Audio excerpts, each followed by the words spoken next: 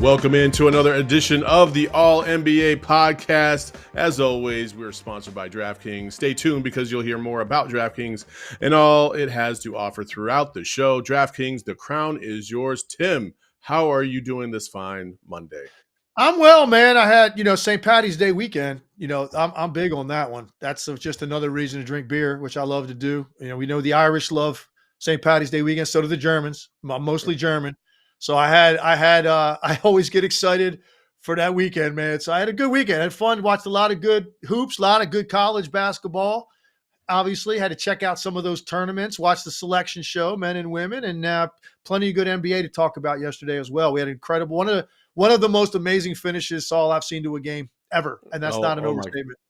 Oh my gosh. Yeah, and that's where we're going to start. But yeah, I agree with you. That's basically what I did all weekend as well, is watch these basketball tournaments. Listen, this is the best part of the year for me. We're coming to the end of the NBA season and March Madness, both on the men and the women's side. And I've always been a big women's hoops fan, coached women's basketball or high school basketball. So love the game, love everything that's going on right now at the moment. But yesterday was one of those unique moments in the NBA, and that's why you watch these games, right? Because you never know what you're going to see for the first time. And Kyrie Irving gets the ball with about 2.8 seconds left, gets the switch on Jokic, takes it to the center of the court, basically about the nail, and throws in a left-hand hook shot. It kind of was like in between a hook and a regular shot. I don't, listen, man, if you've never played basketball, then you probably don't understand how difficult that shot was with your non-dominant hand. Tim, I'm going to say that was probably the most impressive game-winning shot I've ever seen. Listen, and some people might, you know how people do. They take every statement apart, but I agree. I don't think that's an overstatement, man, because of the degree of difficulty, what was at stake. I think it's a statement win for the Mavericks. If they lose that game in overtime, I don't care that they played them tough and they took it to the wire. It doesn't matter. You got to walk away from that with a win to feel the same way. Otherwise, it's still a gut punch and you're demoralized by that. So that was an important game for them. And I thought Denver brought it. Denver came to play. There was a lot of emotion on the part of Mike Malone. You could tell he looked at this as a big game. Denver had all their guys. Dallas had all their guys. We didn't know if Luka was going to play. He was game time decision. He obviously played incredibly well. And then you get this finish. And Dallas had the game in hand. Denver makes their run. And we've seen over the last few years, Denver makes that run that they made in the fourth quarter to erase that double-digit deficit late. They win those games, Saul. Yeah. That's what they do because nobody executes better than the Denver Nuggets. When you have to have a good quality possession, really on both ends, nobody's better than the Denver Nuggets. So for Dallas to walk away with that by getting that on that last play, and they ran some action. It was either Luka or Kyrie. You had an option to read either one. It wasn't definitely going into Kyrie. Luka was sort of covered two different times. So they go to Kyrie off that curl. And so I'll go full disclosure. Because I was tied up doing family stuff during the day, I DVR'd the games yesterday that I needed to watch last night. So I watched them last night. But unfortunately, I already got a sneak message came in from my buddy about Kyrie, right? I'm like, oh God, So I was expecting, as I'm watching this game play back, Saul, it's 2.8. They're taking. I know he's gonna make a shot. I just don't know what it is. Okay, I had no idea. And when he rose up and the ball switched over to his left hand, I mean, literally in the moment, I'm thinking well, this can't go in, So he shot it, and I think you had a good summation of it. I'll take it one step further of the description of what it was. It was a combination of a runner, a jump hook, and a jump shot. it was like all three wrapped into one. And he actually also, his left hand, he kind of put a little bit of English on the outside of Yeah. the ball. And Yes. and the reason that's important, when you're going to your left like he was, and then you're going to shoot the ball with your left hand, and you got a hand extended out in front of you coming from the right side of your body. Well, it's very difficult to not shoot that ball to the left side of the rim because all of your momentum is going that way, and you got one hand on the basketball. So the fact that he actually kind of wrapped it, like he wrapped it back around and put that little bit of English on it, and it goes through soft. And it was like he knew the whole time, like that this is the shot that I'm going for right now. Absolutely amazing. I love Luka's reaction. His state of disbelief. He basically collapsed. He had gone under the basket at that point, running in for the offensive rebound. He collapsed to the ground, like right in front of the first row of fans. Of course, Kyrie got swarmed. It looked a lot like a team had just clinched their spot in the Final Yeah. Four. Right, that was the reaction that you got from their bench. Just an absolutely incredible play, and reminds us again. Kyrie reminded us this is one of the most special offensive talent of his generation. There's just no denying it. There's a lot of stuff that comes with Kyrie. We talk about a lot of stuff with Kyrie that doesn't involve basketball sometimes, but you cannot deny this guy's greatness. And you saw it on display. He's one of the most ambidextrous players this league has ever seen, Yeah. with his finishing ability. And in this case, a 15, 16 footer to end the game with his offhand.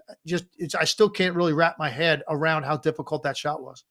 I listen, Tim, for my money, skill wise, offensively skilled wise, Kyrie Irving to me is the best player I've ever seen. Was in terms of like top to bottom skill, the handle, the shot, the playmaking at a variety of different ways.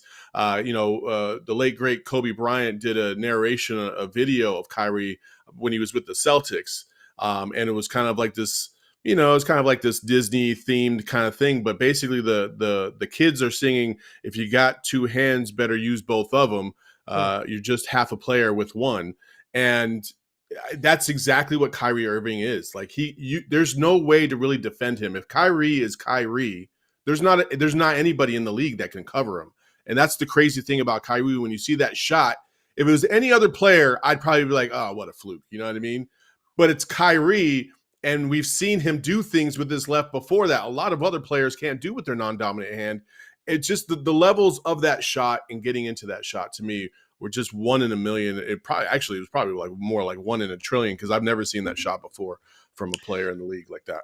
So I was talking with my boy JJ Redick this morning, and we were going over some numbers, and this is a pretty cool one to this point. And this wasn't in this category because of where he shot the ball from, but in the paint, field goal percentage with your offhand, non-dunks, right? Take dunks out of the equation. Field goal percentage offhand inside of 5 feet. Kyrie Irving, Nikola Jokic, Drew Holiday, 3 highest field goal percentages in the league. So you got Jokic, which we would expect because he's so big and he's heavy and he gets great position. He's got incredibly soft touch. Holiday, we know he loves to shoot the ball with his left going to the rim. He really does. He's always been able to do that. And then you got this smaller guard, even Kyrie Irving, and I put him in the small guard category. He's in that category. And when you look at it historically, it's as good as it gets in finishing, period. Right hand, left hand, whatever. What this guy does at the rim over bigger guys at his size has been astounding his entire career. Now, this isn't in that category. This is something entirely different. I like the word you used, like fluke, because there wasn't 1 ounce of fluke to this. You're 100% right. This was an intentional shot with purpose. He didn't throw it up there, and he didn't heave it in. And they would have taken that, by the way, too. If he shot it, old George Mikan style left-handed skyhook, and he banked it in, they would have taken it. They needed the game. But that's not what this was. This was a guy that, and I don't think he expected to have to shoot the ball left-handed when he caught it. He just curled toward the lane, and Jokic happened to be right there on the opposite side of his body. It was the only shot he had. That's it. That's the only angle you have. That's the only daylight you have. Can you put this thing in your left hand and get it up there? I would have given just about anybody in the league, Saul, credit for hitting the rim or like getting it on line, right? And you're like, wow, oh man, that was a pretty good effort there. No way in the world do you think somebody can actually make that shot. So impressive, man. Like I said, they needed it. Dallas has been a little bit of a roller coaster here. Everybody knows I've been big on them since the acquisitions. I'm sticking with it. They played great initially, then they hit a stretch where they weren't guarding a soul, and they lost games. Now they're back. They won 5 out of 6, 3 really quality wins in that stretch. Did lose to OKC, and that's something they're going to have to figure out. But I still am very high on this team, and I'm telling you, man, you get them in a best-of-7 series with those 2 guards, the way they play and the way that they're getting production-wise from the middle and the center position right now with Gafford and Lively and what those guys are doing. If they make enough threes out of their role players, Dallas is good enough. If they can avoid Denver, they're good enough to beat anybody and end up against Denver in a conference final. Because I think all these teams now have questions. The Clippers are in a nosedive. The Suns we're going to get into. What I watched yesterday, I had to take a shower right after the game. I felt filthy watching the game. It was disgusting. I was literally, it was grotesque, the lack of effort that I saw out of the Phoenix Suns yesterday. So I can't wait to go full bore on them. We know Denver's in a separate category. Minnesota's missing Karl Anthony Towns. Oklahoma City, probably there's few questions about them too. They've been incredibly consistent all year. I'll take my chances with Dallas OKC. That's a pick'em series if those 2 teams had to play with a chance to play Denver in the conference finals, like if that's how it laid out. So I think Dallas right now, Saul, they're getting it together, man. They're rolling, and that's the kind of game that can give you a lot of confidence. They played well defensively, and they made the plays late that they had to make to win the game. Absolutely. And like Tim said, we are going to get into that here in a second. But first, before we get into that, listen, Tim was talking about, having success on the court. You can have success right now. And the thrill and the excitement of DraftKings. March Mania is here, and DraftKings Sportsbook, one of America's top-rated sportsbook apps, is giving new customers a shot to turn $5 into $150 instantly in bonus bets with any college basketball bet. Download the DraftKings Sportsbook app and use code ALLNBA. New customers can bet $5 to get $150 instantly in bonus bets only at DraftKings Sportsbook with code ALLNBA. The crown is yours. Gambling problem? Call 1-800-GAMBLER or visit 1-800-GAMBLER.net. In New York, call 877-8-HOPE-NY or text HOPE-NY 467-369. In Connecticut, help is available for problem gambling. Call 888-789-7777 or visit ccpg.org. Please play responsibly. On behalf of Boot Hill Casino and Resort in Kansas, 21 and over, age varies by jurisdiction. Void in Ontario. Bonus bets expire 168 hours after issuance. See dkng.com/promos for eligibility and deposit restrictions, terms, and responsible gaming resources. St. Patty's Day is over, thank goodness, which means we're going into spring, and this episode is always brought to you by the spring cleaning champions, Manscaped. This season, make sure you groom your carpets and the drapes with the leaders in below-the-waist grooming. Clear out that winter bush with Manscaped Lawnmowers 5.0 and watch your confidence bloom like the springtime flowers, folks. I can't make this up. Embrace the season and join the 10 million men worldwide who trust Manscaped with our special offer. Go to manscaped.com and use code ALLNBA for 20% off and free shipping. Listen, folks, you can use it in the shower. It's got the nice little hedger now that's like, it gets as close as you could possibly get without getting nicked. And guys, you know how painful that is if you've tried to do that yourself. So get Manscaped and save yourself 20% off and free shipping with code ALLNBA at manscaped.com. That's 20% off of free shipping with the code ALLNBA at manscaped.com. Nothing like a little spring cleaning in your pants. All right. So, Tim, you mentioned it earlier, the Dallas Mavericks. They're right now in a logjam at the 6, 7, and 8 spot with the Sacramento Kings and the Phoenix Suns. Yesterday, Phoenix took on Milwaukee, and about 30 minutes prior to tip, we found out that Giannis was not going to be playing in that game. And so to me, immediately, I'm like, this is a great opportunity for Phoenix. You're going to be on the national stage once again. You have an opportunity to kind of make an impression, and you have an opportunity to get a win that's a little bit more reachable than if Giannis was playing.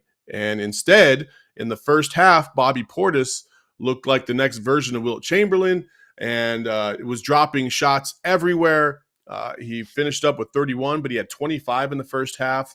The Bucks 18 threes in the first half, which is a franchise record. And to top it all off, Damian Lillard is the first player, and I couldn't believe when I heard this, Tim, the first player in Bucks history to have at least 30 points and 15 assists in the same game, which I thought, wow, Oscar Robertson, even Giannis, you would think would run into a game like that, which was an impressive game by Damian. It's a lot of dimes, man. There's no doubt about it. And look, you alluded to it. If I'm the Suns and I'm in a precarious situation out west, as far as where they're situated for the play-in, and the thing that everybody's wanted to preach with this team is patience, because they just haven't played together very much, and they got to find their flow. And look, I've been ascribing to that as well. I've given them every benefit of the doubt there is. The one thing that you cannot give a team the benefit of the doubt on is when they show up and they are completely disinterested in playing basketball, because that's what they were yesterday. And there's no excuse for that. So you got to look at this as an opportunity without Giannis. This is a game that this isn't a game like, hey, maybe we can get this without Giannis. No, this is a game where your big three are playing and he's not. This is a discussion of there's no way that we lose this game. We have to get this game. This isn't a matter of, hey, let's see what happens. It gives us a better chance. No, man, are you kidding me? You got Durant, Booker, and Beal. They don't have Giannis Antetokounmpo. You shoot 58% as a team from the field and give up 140 points. It's almost impossible to do, Saul, because when you're shooting yourself at a rate like that, and it wasn't even like they coughed it up. 12 turnovers that's an average number. It wasn't like they had 26. For the Suns, 1,000,000%, yes. 12 turnovers for Phoenix. They shoot 58% from the field. They shoot 42% from the three. 12 turnovers, and you give up 140 points? How can you do that when the Milwaukee Bucks are taking the ball to the net to that extent? And here's how. Complete lack of regard for effort getting back in transition and getting ahead of the basketball. Guys jogging, not aware of where the ball was coming. So the initial surge up the floor, whatever you wanted. That's really had a lot to do with Bobby Portis. He's walking right into wide open shots. Bobby Portis, like you said, to go off to that extent and you never make an adjustment on the guy, to let him gut you for 25 points in that short a period of time. You don't make any sort of adjustment with effort and matching up and make sure you're connected to him. They never did first half. Anybody that got beat off the dribble, you were hung out to dry. You were on an island by yourself. There was nobody coming. If you turned the corner against any defender, you were at the rim if you wanted to be. Or if someone did give a half-hearted effort, it was one swing pass and somebody had a wide open three. They didn't look like they cared. They didn't look like they were connected at all. They didn't look like they were in the fight together.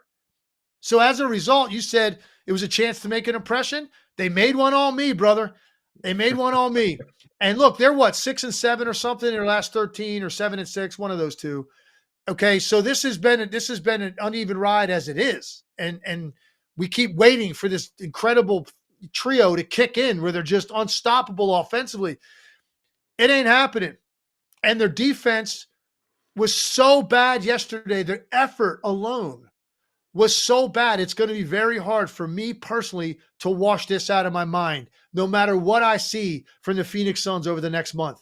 It's going to be hard for anybody to convince me that this is a team that legitimately could contend or compete in the West. And with that kind of talent, that's a sin. Yeah, no, Tim, listen, covering this team day to day, yesterday on our post game show, I was done. I'm done with all the excuses. I'm done with the inconsistency. And if you've seen this team all season, you know they're probably as inconsistent a team in the NBA as you could possibly get. Yeah. From one game to another, whether they have the same personnel or different personnel, they're all over the place. The rotations are a little weird and funky. Bol will have 31 points or 25 points one night against the Houston Rockets and then get 4 minutes of burn the next game. It's all over the place, right? And you keep going back to, okay, well, we were told this picture was going to be the big three, and they're going to be this offensive juggernaut. Well, Tim, it's cool that they are an offensive juggernaut, and efficiency-wise and field goal percentage-wise, I agree when you're talking about inside the three-point line. But what's happening right now is, especially if you look at the Boston game and the Milwaukee game, it is a parade of three-point shots that are not only hitting and connecting, but they are also wide open. There is not a single defender within 5 to 10 feet on most of those opportunities for the opposition, which is just asinine. And I get it. Al Horford is not a huge three-point shooter in terms of like volume, right? But he can hit them. And after he hits 2 or 3, hey, you might want to identify my guy over here because he's connected tonight, right? They don't adjust. He hits 6 threes, and that basically pulls the game away. Then you fast forward just 4 days later, and they're playing the Bucks, and guess what? Bobby Portis is shooting it like damn Craig Hodges in the All-Star game, and he hits 3 in a row, and still nobody even remotely close. I just don't understand. If this is supposed to be an offensive juggernaut, and I'm not trying to throw everything at Frank Vogel, but he is the head coach, and the selling point was that he was going to be this defensive guy that's going to be able to get to at least shore up that side of the ball to where they can be effective enough against teams like the Bucks and the Celtics. And they are so far away. They are so far away, Tim. Like, I don't know, I'm sitting here trying to picture this. I never coached in the NBA, man, but I've coached a lot of basketball, and I don't know exactly what I would be thinking about my team if I sat there and watched that kind of effort that I watched yesterday. And it got to the point, there was just a whole lot of, dropping of heads, shoulders dropping, jogging around. I was just in such a state of disbelief. I finally turned it off. I hung in there for 2.5 quarters, and I'd seen enough. I couldn't watch anymore because it was literally like you need a disclaimer at the bottom of the screen. Viewer discretion is advised, because you don't want any young players picking up those kind of habits, right? So literally, if you got kids in the room and they're young and they're ballers, get them out of the room right now, because you can't watch this, because they might think that this is how the best players in the world do it, because that's how bad it was. And it was just so lackadaisical, man. And it's just so surprising, because it's not like if they were, what they looked like yesterday, Saul? And I'm not trying to take shot at anybody in particular. I'm just going to throw this one team out there. It looked like the Wizards kind of finishing out the string, right? Because look, I was on a couple teams like that in the NBA. When you got to this time of the year and you're one of the worst teams in the league, and so you're just playing out the games, and it's selfish and it's fractured, and guys are getting numbers, and that's all. And a lot of times coaching staffs are playing different guys to see if they're going to even think about them over the summer, things like that. Like, that's what it looked like. It didn't look like a team that thinks they can make noise in the Western Conference playoffs. And that is why here we are with 15 games, well, actually 14 now, 14 games to go. The fact that we're sitting here talking about the Phoenix Suns with regard to how much they care and like the lack of effort. Look, if they were playing hard and they still were struggling offensively, you'd still give them time. Hey, man, they're competing. They just got to find a flow with these 3 guys because they need more reps together, right? That's not what this is. That's not what I watched yesterday. There was such a bad performance in terms of effort that it just makes me think there's just no way that you can take this team seriously in terms of any sort of threat, no matter what happens. And I'm not going to be a prisoner of the moment, man. So they get on a roll here at the end of the year. This is the game that's going to pop up in my head. They're going to have to change my mind once they get into a playoff round with somebody, and let me see now, how they come out.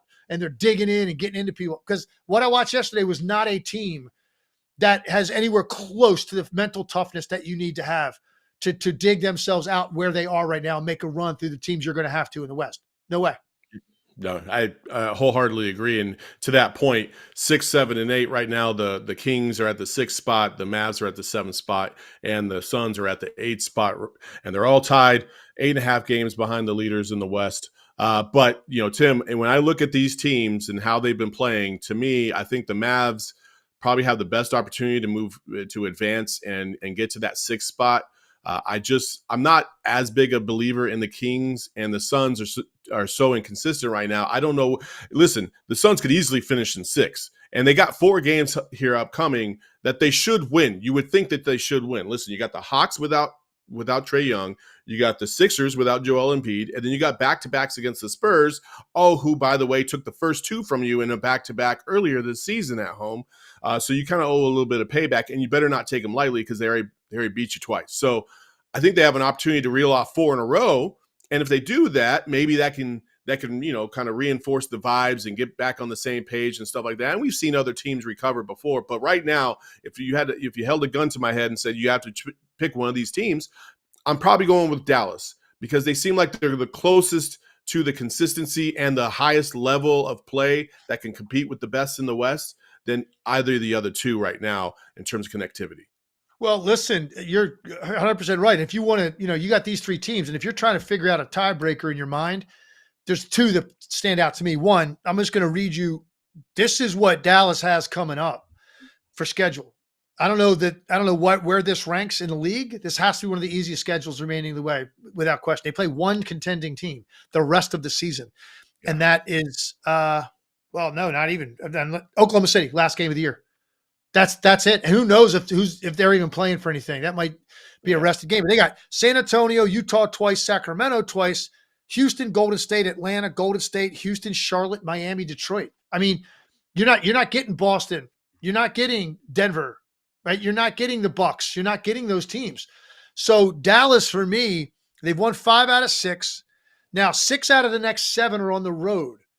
So this is actually going to be, if they can go 5-2, something like that on this stretch coming up with 7 road games, they finish with a bunch of home games. And I think Dallas is going to, separate themselves from these two teams. But here's the main tiebreaker in my mind between those three teams, Saul. They've got the best player. Yeah.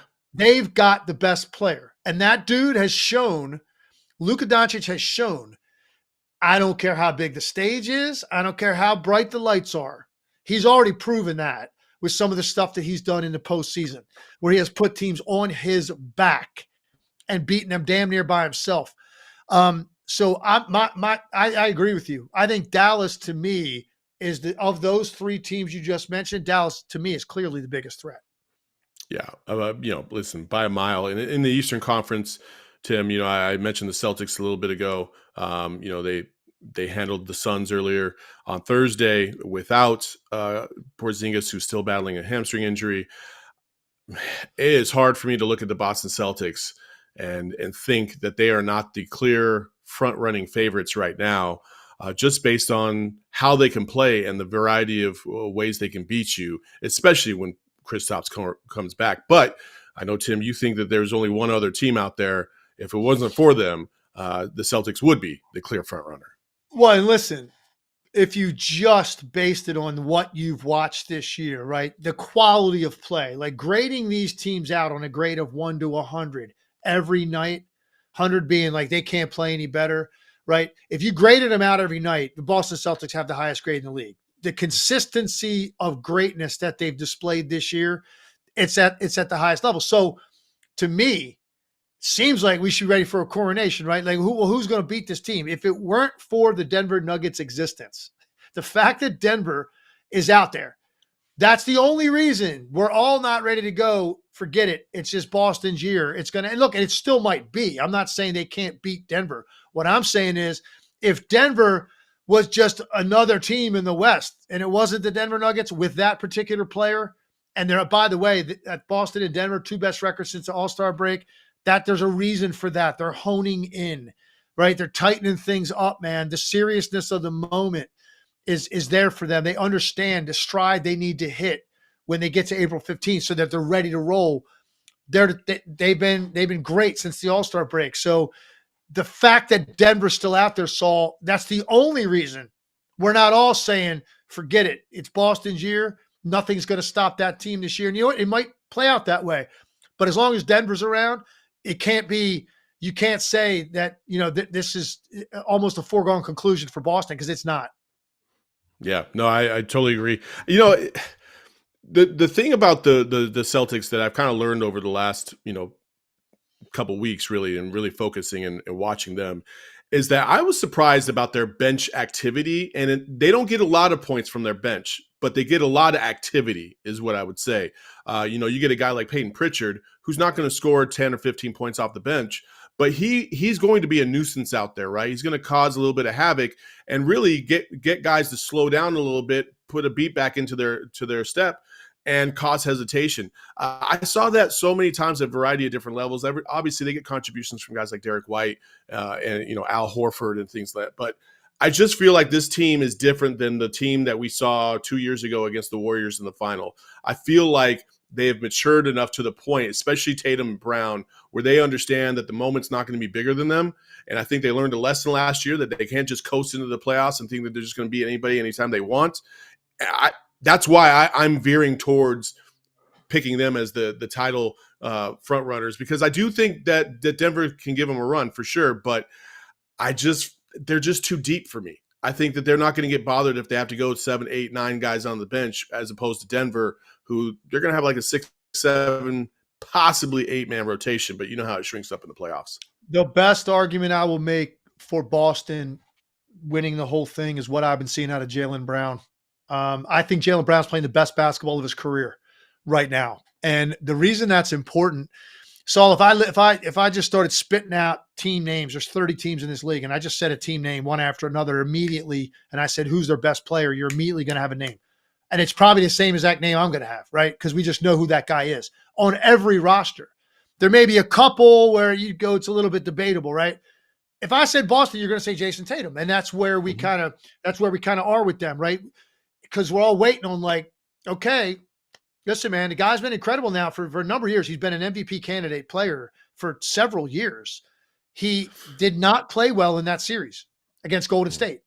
So that's always kind of there. And you're always wondering, how is Jason Tatum going to respond to that if he gets back to that stage? What I'm saying to you is it's not as important as it was because of what Jaylen Brown is doing right now. Jaylen Brown's making better decisions. He's got great balance in his game with mid-range, post, threes, and transition. He's doing all 4 platforms as a scorer. Since the break, 26 points a game, 54% from the field, 41% from the 3, and here's a big one, almost a 3-to-1 assist to turnover ratio. And he's never going to be a high volume assist guy. Like, you don't see Jaylen Brown every night getting 6, 8, 10 assists. Like, that's not his thing. Nobody on their team really does. They kind of spread it all around with the assists. But he's always been a guy that, like, he would have 3 assists, 4 turnovers, 4 assists, 3 turnovers. Like, that's not the case anymore. He's having cleaner sheets. He's not coughing it up, which means his counters to good defense have been better. He's not taking it in tight spots in traffic and losing the ball by getting himself all knotted up because he took it in one dribble too deep. These are the kind of things he used to do. I think a prime for a player is 25 to 31. He's 27 years old. He is firmly coming into that absolute wheelhouse when you're at your best. Most mature, you've got money already, you've got some accolades, you're winning games, you've been on, so you just are more comfortable in your own skin. And that's where he looks right now. And that's a big, big thing for Jason Tatum. I think Jaylen Brown has led them in scoring 6 of the 12 games since the All-Star break. Tatum 5, and I think Derek White 1, something like that. That's great. That's what I want to see out of Boston. More nights like that where, hey, Tatum struggled. By the way, Tatum, remember the Denver game recently? Tatum, 5 for 14, missed a corner 3 that could have tied the game up late, wide open 3. So they didn't lose that game. Second time he lost to Denver. Saw in that game, Jaylen Brown had 41 points and 14 rebounds. The dude came to play on the big, big stage and a game they really desperately wanted to have. I am much more comfortable now, I think, with Tatum in pressure situations because I think he's going to have more help than he's ever had. And I think that's important for him. That's a fantastic point. Fantastic point. We do have a couple super chats we want to get to. Psycho Blue with a $9.99 super chat said, this one's on me. I made a name bet that the Suns would finish better than the Mavs. If I held off, the Suns would be 50 wins deep right now. My bad. Love from the 804. And then he had one more super chat as well, also a $9.99. And it was... Oh, I'm sorry. That was one. Frank had one for $10. I don't think it's fair or kind of blaming Vogel for the Suns' poor defense when they lack the personnel. Back with the Lakers, they had the personnel and were a top 5 defense. I mean, listen, that's a valid point. A valid point for sure. But listen, you can't. The team can't be so bad on defense that we just ignore it. Like, well, he doesn't have the people, so they can just be the worst defense in the league. No, they're not the worst defense in the league. They're a top 15 defense still, or they're right there around that 15 mark. But they could be much better based off of effort alone. And really, listen, the connection activity that has just not been there. So speaking as a guy that's watched every single game the Suns have had, I just believe that they can do much, much better. They shouldn't give up 140 points in an NBA game. They do have the talent to limit that. So before we go, March Madness. Yeah, Go ahead. I'm sorry. Go ahead. Just real quick on that point, because we talked about Vogel, and look, man, I like Frank Vogel a lot, but there are certain things specifically related to like how you judge a coach. One of them is defensive effort and preparation. I'm sorry, that is, and you can't just say, "Oh, the players, they don't have the guys to do it." Well, then you got to tighten that up with scheme, matchup, rotations, adjustments to something that's hurting you. That's your coach. Now, you're right. They don't have Anthony Davis back there patrolling the rim. I get that. And like he makes up for a lot of mistakes as your last line of defense. I understand all that. You're right. There's more there than what we're seeing. I'm sorry, there is. Yeah. And they've got to figure it out. And they don't have a lot of time, man. 14 games. I can't imagine how they feel right now, leaving Milwaukee, getting on the charter. And I just can't imagine what that mood was like on that airplane. That felt like the end of their season. Like that's what that felt like, that game. That's how bad that was. I don't know how your morale can be as low as it probably is right now with 14 games to go and you're trying to go make this run. I don't get it. I don't know. Although I will say this, throw that film on there, Frank. Throw that film on there, coach, in the film room. Put that up there because guess what? That don't lie. And when you see the lack of regard for transition defense, the lack of regard for help on dribble penetration, the nobody giving multiple efforts to chase three-point shooters off the line, none of that stuff. That was the least physical defensive game I saw a team play this year. And they're allowing more physicality. We know that the league wants you to be more physical defensively to get them these crazy numbers down. They look like, a team that certainly didn't get that memo, but just didn't care. And that's where I have a big problem with this team. Not that they lost. It's the way they lost. Yeah, no. Amen, brother. March Madness is here, Tim. And, obviously the brackets came out yesterday. You and I, big men's and women's hoops fans. But, I wanted to get your perspective on, your experience playing in the tournament at LaSalle. Obviously you guys were a 13 seed, I believe. Yep. But, what was that journey like? What did it feel like to get your name announced and just the jubilation and then the refocusing having to go into the tournament? Yeah, so I'll give you just setting that up. I went to LaSalle going in my freshman year. They were preseason top 20 in the country. We had a few guys that played professional basketball on that team. I was a freshman coming in. We lost our center right before the season, so we ended up not even coming close to meeting those expectations. Second year, similar, kind of a 500 type of run. Junior year, we go to the NIT championship game. And we thought we had a shot at getting an at-large bid. We didn't get one. We accept the NIT bid. We win 5 games. We're in Madison Square Garden playing in the finals. We lose by 4 points to Southern Mississippi. But it set the stage, Saul, like that little playoff run, even though it was the NIT, getting a taste of that and how into it, like our school got and the alumni and everything and playing in the Garden, like it gave us a lot of juice going into the next year. And we had 3 NBA players on the team, myself, Lionel Simmons, and Doug Overton. So we had 3 pro players on a small school in the Metro Atlantic Conference. So we go into my senior year, we run the table, 17-0, 14-0 in the regular season, win our first 2 conference games. I've never been as nervous in my life as I was going into that championship game, the conference, because we were 16-0. And you're like, you can't, because here's the thing, that league was not getting an at-large bid. You had to win the tournament, close the deal. So I've never been as nervous. And we played terrible in the first half. We finally claw and fight. We end up getting the win. Cut the nets down at the Meadowlands. Great feeling. So we know we're in. So you're sitting there on Selection Sunday, but what you don't know is who you're going to play, where you're going to be seated, where are you going to have to go play. That was a pretty awesome experience, man, sitting there as a team, waiting to see your name pop up on the screen. I saw a lot of that reaction yesterday. It always brings me back to that moment in my life because you dreamt about it as a little kid. You want to play in the NCAA tournament. That was my last shot to do it. And we got in, and then we played Kansas State. And we went out and played them at South Bend. So we played them at Notre Dame. They had Mitch Richmond, Hall of Famer, on their team. A great team. And we went out there. We didn't play our best game, but it was very, very close game. I think they might have got us by 8 or 10. kind of ran away a little bit late, but we gave them all they could handle. We ended up losing, and then they went on to the Elite Eight, lost to Danny Manning's Kansas team, who ended up winning the national championship. So, but it is a cool time of year because I'm so grateful that I got to experience at least one NCAA tournament game and knowing, what that was like. And we hadn't been there in a while as a school. And it's kind of started a renaissance. I think they went to the tournament, LaSalle, like 5 of the next 6 years.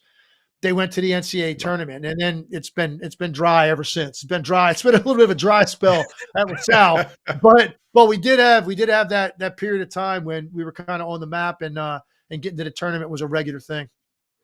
Yeah, like I said, it's just the best time of the year, and this year it's a little bit unique as well because one of the premier players in the country on the women's side, Caitlin Clark, obviously all the eyes have been on that program all season long. She's broken all types of records. South Carolina is still undefeated. They get a buzzer beater just to get to the SEC final to play LSU. And just listen, I don't know if the women's game has ever been so magnetizing before. You know what I mean? Like I every time Caitlin Clark's on TV, I want to watch. Every time South Carolina's on TV, I want to watch. LSU, same thing. Like, and there's so much good basketball around the country. And I hear, hell, on the West Coast over here, we had 8 teams from the Pac-12 alone get into the NCAA tournament. And so it's just good basketball. And so I'm very interested because you have a team in Fairfield that is 31-1, and you have a relationship with that program as well. I do. So Carly Tebow's the head coach. Her father, Mike, coached me in Omaha, Nebraska in the CBA. When I got out of college, I didn't go right to the league. I was in the CBA out in Omaha. Mike Tebow was my head coach.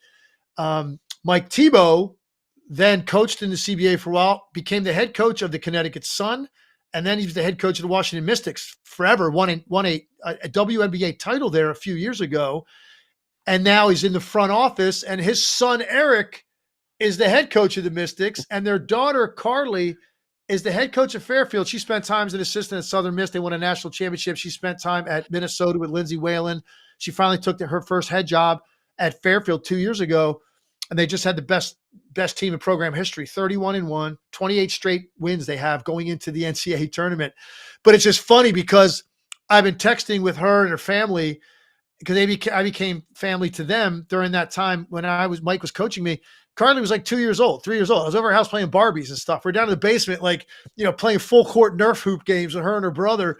And now he's the head coach of the Washington Mystics, and she's the head coach of Fairfield 1-1 team going into the tournament. It's just a really, really cool thing. And I saw all the pictures of the whole family celebrating, after they cut the nets down and taking pictures on the court with everybody there. And it was a really cool moment because they're just great people, and it's a big part of my life. Mike was a big part of my development as a pro player and helping me get to the league. And now I get to sit back and watch them and root hard for them. I think they got Indiana in the first round, and they're coming from the Metro Atlantic Conference. So this is going to be a step up, certainly level of competition, but they're incredibly well coached. Hey, you listen, the women's game is the first game to ever have a 16-1 upset. So if there's a good opportunity to pull that one off, I know it's not 16-1, but obviously it's a very high ranking team in Indiana. So good luck to them. Tim, thanks for sharing that. Thank you all for joining us on another episode of the All NBA podcast. Make sure you hit that subscribe button and hit that like button as well. Give us a thumbs up on your way out. We appreciate y'all. Until next time, peace. We